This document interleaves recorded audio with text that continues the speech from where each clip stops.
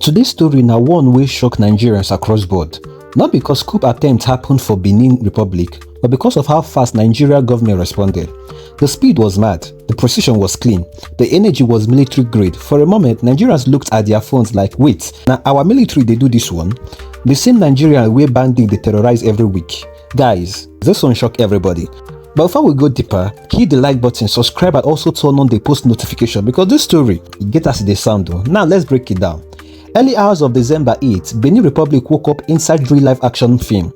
Gunshots near the presidential palace, soldiers invade national TV, a faction of the military led by Lieutenant Pascal Tigre enter studio, announce say they don't take over government, dissolve democratic institutions and suspend everything. People hear explosions, streets scatter. But before the coup even gathered full momentum, something wild happened.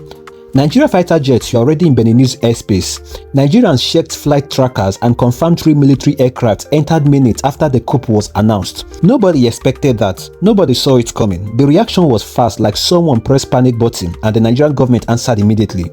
Reports show say the mutineers only hold the broadcaster and the military camp. They never even capture airports or other strategic points. But loyalist troops mobilized quickly and Nigeria stepped in instantly. The Nigerian government said it was at the explicit request of President Patrice Talon and President Bola Tinubu approved immediate military support. And when Nigeria moved, e no be play. Fighter jets from Lagos flew straight into Cotonou. Precision airstrikes hit coup positions around the national broadcaster and the military camp. When the mutineers tried to escape in armored vehicles southward, the Nigerian Air Force jet pursued and neutralized them without civilian casualties. By midday, coup don't collapse. Talon safe, plotters arrested, Benin returned to normal, ECOWAS applauded, international bodies praised Nigeria, and President Tinubu released an official statement. Let's read exactly what he posted. He said, "Earlier today, on my orders, the Nigerian Armed Forces stood gallantly as a defender and protector of constitutional order in the Republic of Benin on the invitation of the government. Our armed forces acted within the ambit of the ECOWAS protocol on democracy and good governance. They have helped stabilize a neighboring country and made us proud of their commitment to sustaining our democratic values and ideals since 1999. Nigeria stands firmly with the government and the people of Benin Republic." Beautiful grammar, strong message, but immediately after that post dropped, Nigerians swarmed the comment section, not even to debate whether helping Benin was good or bad, but to ask one question: where is this energy back home? Because Nigeria's military moved like lightning abroad, but at home, millions of citizens feel abandoned. Let me show you the exact comment people dropped under the president posts. Jay said, "Mr. President, the same speed used to deploy troops to Benin within hours is exactly what millions of Nigerians have been begging for in Zamfara, Katsina, Kaduna, Niger, Borno and other states terrorized daily by bandits and insurgents. When will Nigeria get the same urgency that Benin just received?" Another user said, "Congratulations, Your Excellency.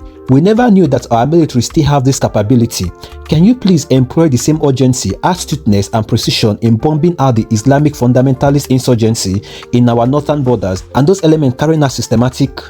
This comment hit a nerve, and honestly the questions make sense. For over a decade, Nigerians have watched bandits take over highways, villages, farmlands. Boko Haram and ISWAP continue hitting communities in Borno and Yobe and other northern parts of Nigeria. Even recently, terrorists have invaded schools again. Farmers can't access their farms. Entire communities in Northwest have been emptied out. Nigerians have been screaming for help, and the response has often been slow, delayed and inconsistent. So when they saw the Nigerian Air Force mobilize instantly for Benin, deploying jets by morning, striking targets precisely, restoring order in hours, they couldn't help asking, why don't we see the same efficiency at home? Are we more effective outside Nigeria than inside Nigeria? Is ECOWAS more important than our own villages? Now, to be fair, Nigeria is a regional giant, and in West Africa, coups has been spreading like wildfire from Mali, Burkina Faso, Guinea-Bissau, Niger, and attempted coups in Syria known earlier. So ECOWAS felt threatened. Nigeria had to show leadership. But Nigerians aren't complaining about helping Benin. The real issue is priority. Nigerians want the same urgency for their own safety. They want jets flying when bandits invade towns. They want swift rescue operations. They want the government to treat Nigerian lives with the same weight as regional diplomacy. Because if Nigeria can stop a coup in a neighboring country before breakfast, then surely we can stop terrorists kidnapping school children, surely we can rescue highways, and surely we can reclaim occupied villages. Let's go back to the event for a moment. In Benin, everything unfolded in 4 to 6 hours. Coup announcement, Nigeria alerted, jets deployed, airstrike executed, mutineers neutralized, coup collapsed, President Talon safe, situation stabilized. Now compare that to home.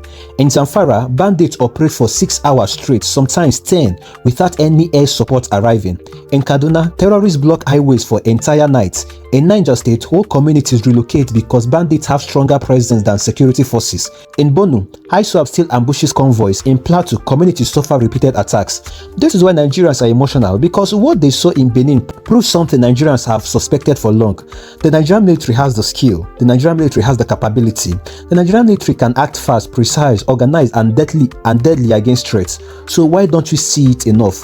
One of the comments said, "We never knew our military still have this capability." That statement alone captures the national mood. It's not that Nigerians take the soldiers are weak. No, Nigerians respect their armed forces deeply, but they believe political will, coordination, and strategic urgency have been missing for years. So this Benin intervention raised important question. Is Nigerian security architecture more responsive to foreign requests than the domestic cries? Are we more committed to protecting democracy abroad and protecting citizens at home? Is internal insecurity no longer treated like national emergency? Now here's the interesting twist. Tinubu acted because ECOWAS protocol required rapid response to unconstitutional takeovers. So legally and diplomatically, he was right. And the move might even reposition Nigerians struggling on the West African stage after the Ninja coup embarrassment. But Nigerians are simply saying, if you can move like a lion abroad, please roar at home too. And honestly, they are right. Imagine if the same jets that flew to Benin had flown instantly the last time mass adoption happened in Kaduna. Imagine with the same precision that hit the TV station in Cotonou, hit terrorist camps in Zamfara forest with equal intensity. Imagine if the same coordination applied to protecting school children. Nigeria would be safer, families would sleep better, farmers will return home, investors would breathe. Let's not forget, Benin government publicly thanked Nigeria, ECOWAS praised Nigeria, the coup ended almost immediately and Nigeria regained some regional respect. But your own citizens are waiting for the same respect, the same speed, and the same priority. Because charity begins at home, and security should too. Guys, what do you think? Did Nigeria do the right thing? And do we deserve the same lightning speed inside our own borders? Drop your thoughts in the comment section because this is very deep and emotional. And follow Gist TV, subscribe to this channel if you haven't, and share this video. See you in the next one.